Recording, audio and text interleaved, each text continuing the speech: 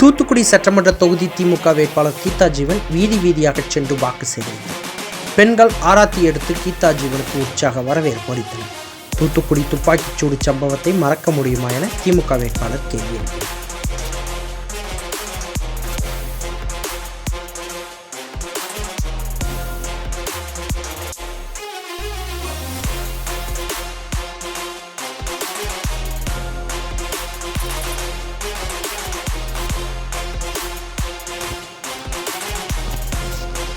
தூத்துக்குடி சட்டமன்ற தொகுதியில் திமுக சார்பில் அமைச்சர் கீதா ஜீவன் போட்டியிடுகிறார்.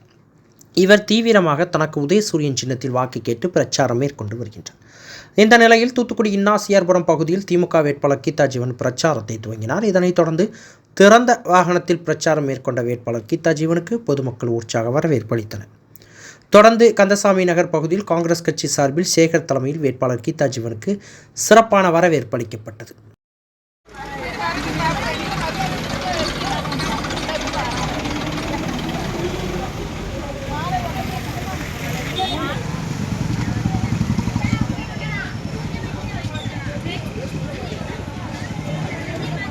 சந்திக்கக்கூடிய வேட்பாளர்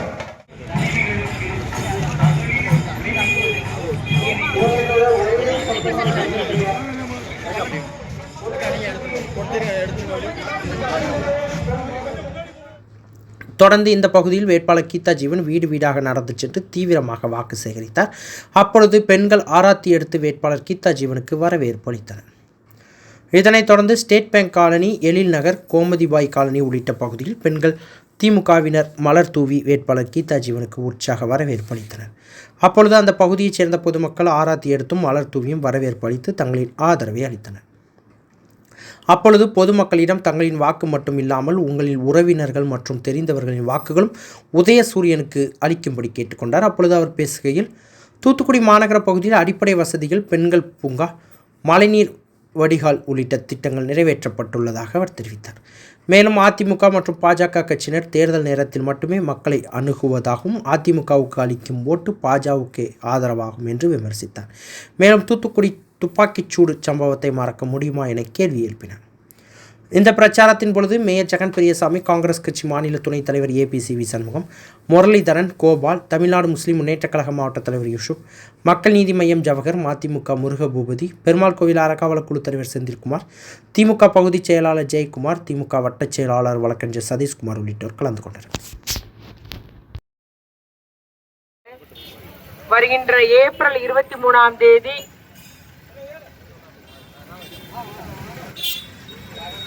சட்டமன்ற தேர்தல். உங்களுக்காக பணியாற்ற ஒரு சட்டமன்ற உறுப்பினரை தேர்ந்தெடுக்க போகிறீர்கள். கடந்த 5 ஆண்டு காலமாக உங்களில் ஒருவராக நம்முடைய தூத்துக்குடி தொகுதியில் என்ன பிரச்சனை வந்தாலும், பெரு வெள்ளமா, கொரோனாவா, இல்ல சிறு மழை நீர் பிரச்சனையா, எல்லாமே நான் உங்களோடு இருந்து பணியாற்றுவேன் என்பதை அறிவீர்கள். நம்முடைய மாநகரம் கடந்த 5 ஆண்டுகளில் எந்த அளவுக்கு முன்னேற்றம் அடைந்துள்ளது என்பதை நீங்கள் அறிவீர்கள்.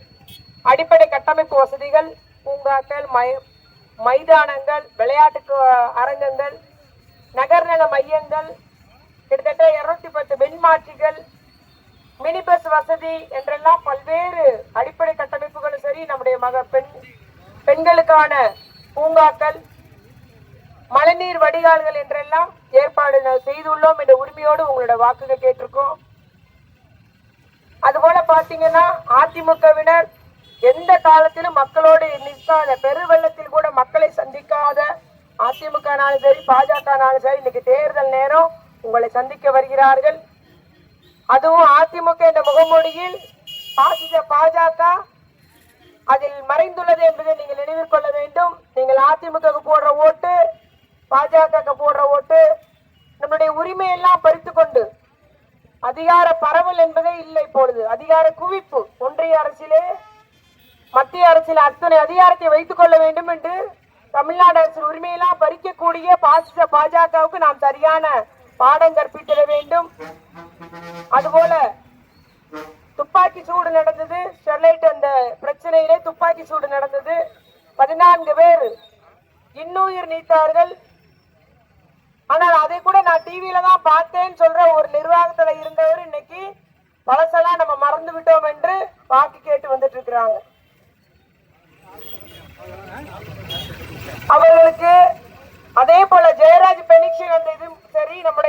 எடப்பாடியார் அவர்கள் அப்ப என்ன சொன்னாரு?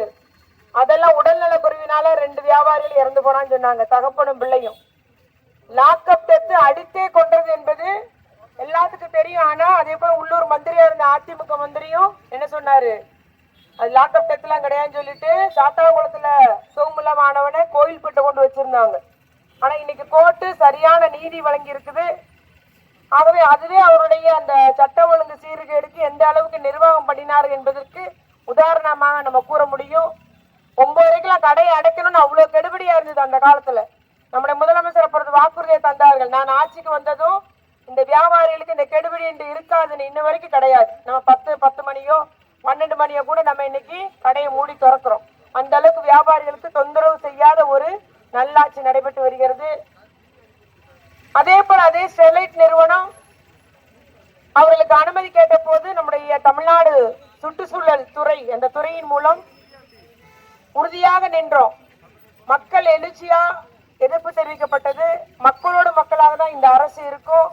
ஆகவே நீங்க பசுமை தாமிரம் சொன்னாலும் சரி, என்ன பிரச்சனை சொன்னாலும் சரி, எங்களுடைய அரசு அதற்கு அளிக்காது.